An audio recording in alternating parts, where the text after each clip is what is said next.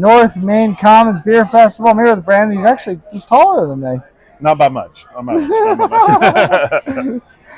It makes me actually feel better about myself that you're 6'4", and I'm like not that far off. Yeah, getting close, baby, getting close. So anyway, Savage Craft Beer Works. Anyone that knows me knows I lived in Lexington for 2 years. Savage Craft was a frequent stop. So I know we had a conversation a minute ago, not suitable for air, about Galaxy Banger, but that's what I got in my glass. Yes, sir. So we're going to see. The first time I tried it, amazing. We had a conversation. So we're going to see if this one. We had some supplier issues for about the last 12 to 14 months. And, unfortunately, with beer, everything, I can only make the beer as good as the raw ingredients that go into it. Yeah. And I'm not saying it's, not my fault. If beer goes sideways, a lot of times it's the brewer's fault, right? But yeah. We also had a handful of batches of, different things that came in that just weren't within that same spectrum that we wanted. So we recently cut ties, and the good news about that is we went right back in with another local supplier that's out of Asheville, right? So Riverbend Malt has been doing all of our specialty malt for about the last 2 to 3 months. Personal opinion, I think even our base stuff, our Carolina Light, our Pilsner, our everything that they're in now has had a noticeable, quality uptake. Yeah. We're always striving to make better, right? And so recently, I feel like by switching over to those guys, we've gotten a lot more consistency, quality, and also for us, just as a brewery, like if I'm being honest, we're getting better efficiency, which means I'm spending less money on things, and we're making the same amount of beer, right? So it's a win-win for everybody, and we're using a locally owned company. So shop talk. Let's get nerdy for a minute. Yes, sir. How much does that affect, like, when you sell your beer? How much does that have an effect on, like, okay, have this because I know this shit came from the good supplier versus this? It's a little questionable. Yep, so ideally, anything that we deem to be slightly questionable from the supplier, we're going to basically keep in-house, and essentially my goal is for it to get served in-house. 9 times out of 10, it may not be under the same name or whatever it may be. We're not trying to serve you a questionable beer because there's nothing wrong with the beer. It's just not Galaxy Banger, right. Exactly. It's slightly different. It's still a great IPA. It's just not exactly Galaxy Banger. And so to us, we've always tried to look at it and go, you know what, man, like, if I can't put that name on the can every time it walks out the door, I don't want to, right? So we had some issues with the supplier, and things were kind of wavy for a little while. The beer itself was good. It wasn't perfect. And now we, again, feel like we've gotten it back to perfect. I think it was, and still is. The funny thing is, I joke about it all the time. I'm like, the downside is our Galaxy Banger never slowed down as far as sales going out to bars, restaurants, distribution, that kind of thing, right? But in the same breath, to me, I'm always like, I want to put out the absolute best product that we can put out at any given time, right? It's the name, Banger. Yeah, it's a banger, you can't think twice about that. It's got to be good every time, right? So is that just an intrinsic thing, or is there anything external that kind of gives you an internal conflict of making a beer that's suitable to the general public, that they're not gonna notice the differentiations, versus the beer nerds that are always gonna be loyal, but if you put out something that's different, they're gonna notice. Correct, and that's the fine line, and we're seeing it in the brewing industry right now, right? Seeing a lot of places go under, and personal opinion, a lot of the places that have gone under recently weren't making bad beer. They didn't have this. They didn't have a band. They didn't have a stage for a band. They didn't have a spot for the kids to come hang out. They didn't have whatever. Today, craft beer is less about the beer and more about environment, experience, social, whatever. And that's great. in the same breath, don't put out bad beer. You know, I mean, ideally, we're all putting out great beer every time we want something out the door. But again, I would always agree that like batch over batch at a small brewery. The big issue is if you were to hold on to a Galaxy Banger that's 3 months old and try it next to a new batch, yeah, it's going to be different, but that's because it's been sitting in that can for 3 months. There's no way for you to do a one-to-one comparison, right? It's the same thing like you said, the first time that you tried Galaxy, it was your favorite, hazy IPA, right?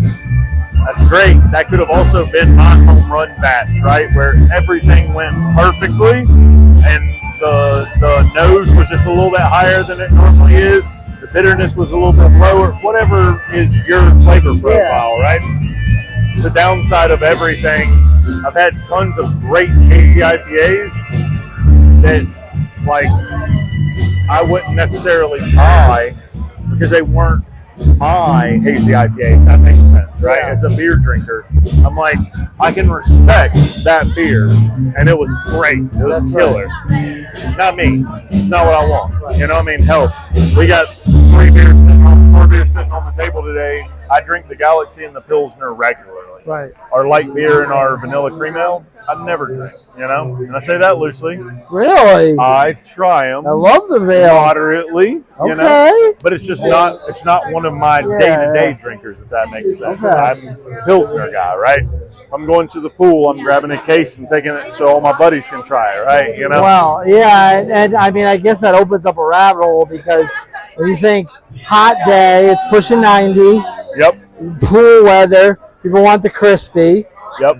But, like, how do you, like, there's a difference, like, okay, I made a beer that people can drink by the pool and crush in 90-degree, 100-degree weather. Yep. But this isn't, like, necessarily the beer that I'm most proud of. Like, that was the most artisan. Yeah. And that's, again, it's a very fine line to walk, right? Yeah. Because at the end of the day, there's nobody who got into this industry. Well, I say that, not many people got in this industry to get rich. Yeah. We're not out here making $1 million, right? You got into this because you loved it and you wanted to put out great product for everybody, right? In the same breath, like every one of those batches, I mean, it's, we're seeing it more often now. I'm not going to throw names, but places are doing like a series like of sour or IPA or whatever. And it's because they know that, yes, I nailed the base recipe for this IPA, right? I'm going to throw 4 new hops in it the next time I do it because I know that beer is going to be great. But I couldn't make that same beer 12 times. Yeah. So I don't want it to be something that you expected to be the same as last time. I want you to expect it to be the same base with different hops. It was so detailed. It was so detailed that you could not replicate it. Right. And so much of it is the unfortunate side effect of, I always say this, like, hop producers can't give me 2018 Citra every year. I'm getting every crop year something's a little bit different. Yeah. I know I just started getting in the new crop year of Citra, one of the best crop years ever, but it's very dank. So everybody that's gotten so used to Citra being very like citrus and like tropical fruit forward, this year all your Citra beers are going to be a little bit more dank. So I'm not mad about it. But is that a problem, trying to replicate a beer that people know what it tastes like? Correct, yes. You have to compensate that? Every year, the crop year of hops change. Our malt changes year over year. And so you're constantly fighting that. Like, again, as a beer brewer, my goal is to always keep beer A, whatever that may be, whether that be Galaxy Banger or Carolina Light or whoever else. I want to keep it within like a 10 degrees. So 5 degrees on this side, 5 degrees on this side. If something swings either way, if there's a couple extra IBUs or a couple less IBUs, extra 0.2% alcohol or 0.2%, whatever, things can stay, as long as they stay very close. Your average person who's drinking the beer will say, yes, that's the same beer that I know and enjoy and love, right? So that's your ideal. In the same breath, we all know. I mean, like you said, sometimes you have a beer, it's the best beer you've ever had, and the next time you have it, the unfortunate side effect is I can't give you Galaxy Banger 3 weeks old every time that you have it. Exactly right? the same. And the thing is, even if that batch is the exact same as the batch before it, if you have it at week 3 versus week 6 versus week 12, it's a different beer every time, right? Yeah. Same thing with all your lagers, light beers, everything. I mean, beer is a living, breathing thing is the way I like to say it. And so to expect something to be the exact same, I joke about it all the time, man. Talk all the shit you want to about Bud Light, brother. Guess what? You can have a Bud Light here. Bud Light every You can time. have a Bud Light in Canada. You can have one in Greenland. You can have one in China. And guess what? It's all going to taste like the same damn Bud Light. And, you know, as craft brewers, we hate that because that's what I want, you know. I want to be able to give you that exact same experience every time you have it. But again, part of the issue is that's a super light, you know, lager with adjuncts and all the bullshit, and you can make that beer exactly the same because they put it within specs. Give Bud Light, I mean, a good rendition of this is look at Pernicious. If you loved Pernicious 5 to 7 years ago, tell me what Pernicious tastes like today. Budweiser took it over. If they can make Bud Light and send it to all these places, they should be able to make Pernicious and make the best IPA in the world everywhere. I haven't had a decent Pernicious in 5 years. That's just me. Not saying anything about it, but that's, you know what I'm saying. Like IPAs and sours and all the things that we're doing that are creative and fun and whatever else. The downside is those aren't core beer. You know, those aren't I'm going to make 10,000 gallons of this year and it's all going to taste exactly the same and everybody's going to love it. Those are going to have some variances and some changes and different things like that. And so my kind of like push to people is enjoy those changes, right? Because it could be that your favorite batch of Galaxy is not the next guy's favorite batch, and it's not the next guy's, but you may enjoy another batch 3 rounds after, right? So I'm always like, just, you know, I don't want to say drink the same beer every day, but don't ever write something off and not come back to it. If you tried something and you liked it, loved it, whatever, you try it again, that wasn't exactly your cup of tea, maybe try it a third time just to see, right? Because so often things change so frequently because it's a new crop, it's a new, you know, every year there's new stuff. Even with hops, there's multiple different, you know, whether it's the northern or the southern hemisphere as to why they're coming in, even down to literally yeast suppliers go out of business. Now I can't buy that West German Hefeweizen yeast I've been buying for 20 years. Yeah. I got to find somebody new. So that next batch of beer that I do might not be exactly the same, right? You know, so there's a lot of change and things like that. So my biggest like push to people is always going to be just try more beer, man. That's why spots like this are the best, right? Right. Come out and spend 45, 65 bucks, get a cup and get to go around and try everything, right? Everything. And you don't ever feel, listen, man, as a craft beer guy, I get it. You feel slighted when you walk up to a place and pay $9 for a pint of beer. And it's not good. And it's not what you wanted, right? Yeah. I get it, man. We've all been there. It's happened to every one of us, right? But in the same breath, I always say don't ever write off a brewery or don't write off a particular beer just because of one bad experience. Sometimes it was the way it was handled at a bar or restaurant. Sometimes it was cans sat on the shelf for too long, whatever it may be. Give it a couple opportunities before you write it off. In the same breath, we all know too, man, unfortunately, as it stands, there's quite a few, you know, breweries around the country that got into this to make money and are making mediocre beer at best, and that is what it is, right? They'll weed themselves out. I don't think we need to call them out. They'll get they'll figure it out for themselves. But you know, to me, I'm always like local small businesses. That's the other thing, right? I've been to some breweries. Beer wasn't great, but you know what? The kitchen was awesome. You know what? The environment was awesome. I'll go back to support them. Just to hope that maybe in 2 years you get yourself a new brewer, you get a new whatever process, and maybe you figure things out. Because at the end of the day, brewing is science. It's not, you know, it's not just put in A and B and C comes out, there's a lot of stuff in between, right? So I think it's good for us as beer drinkers to be forgiving to a point. In the same breath, you've tried a guy's beer 10 times and it's never been good. Guess what, man? Maybe you just don't like what this dude's brewing, you know? Right. Yeah. Don't beat your wallet up too bad to try this stuff out. I mean, we've done it, traveled to a brewery that everybody in the country is raving over, and we go in and we're like, A letdown. okay, that was perfectly fine beer.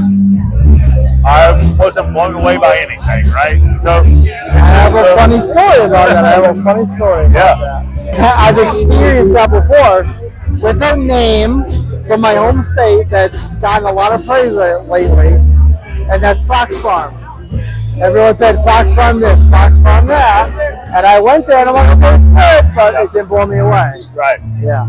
And again, I look at it and I'm like, it happened to us. We're traveling back. I won't name names, but it's a little brewery outside of Asheville, right? We'd gone up to Asheville, spend the week up there. We're traveling back through, so we stop at one of these smaller breweries. I say smaller, it's big, and it's very well known. Neither one of us were super impressed with the beer. But in the same breath, we were also there on a Sunday with 2 other people, or a Monday with 2 other people. Like, we didn't get to have the full experience, because sometimes, just like I tell people all the time, I'll get a guy and he's like, man, you need to make this beer that I had when I was in Portugal in 1982. I was on top of this building, you know, looking over the ocean, and I'm like, listen, brother, you had an experience. You didn't have a beer, right? Like, it's great that you had that experience. That beer didn't make that experience. The experience made the beer, right? And so it's just that thing of like, sometimes your favorite place to go is because you only go there on Friday nights. They always have your favorite jam band, and they always have, you know what I'm saying? So, again, my big thing is try a bunch of different places out. Just, you know, never write somebody off based off of one experience, if that makes sense. I did want to ask about the experience, because you brought up before, places get separated from this. Music, festivals, 8, 15, dozen, 12, 15, 18 different places to try. Right. And they you kind of get people in for like big events that are just yours, anniversary parties. You had an anniversary party a couple of years ago, and you had an oyster roast. Yeah. And I'm like, all right, I love this, but I love me some seafood. So that's like, I'm sold double time right away. But at least tell me about your idea going into that beer. The vanilla, the pistachio, because to me, it tastes like straight ice cream. Yeah, I was going to say, so ideally for our anniversary every year, we always do a dessert-inspired style. That didn't start with me. The guy before me did like a bananas Foster. And so then I had that. Yeah, moving forward from there, every year for our anniversary, I always try and do a dessert inspired. So this year, you know, we'll tease it right quick because I haven't really told anybody this, but we're going to do basically like a salted caramel truffle style. Again, that'll be out around the first of, you know, that last week of January is our anniversary. And then the good news is we have our coconut stout that we did last year is resting in barrels right now and will be available for that day as well. So it'll be a big stout day there in last week of January. So. Well, that sounds awesome. I look forward to that. Yes, sir. And it was great talking to you, Brandon. Yes, sir. Appreciate you, brother. Cheers, North man. Main Commons Beer Festival, Magnetic South.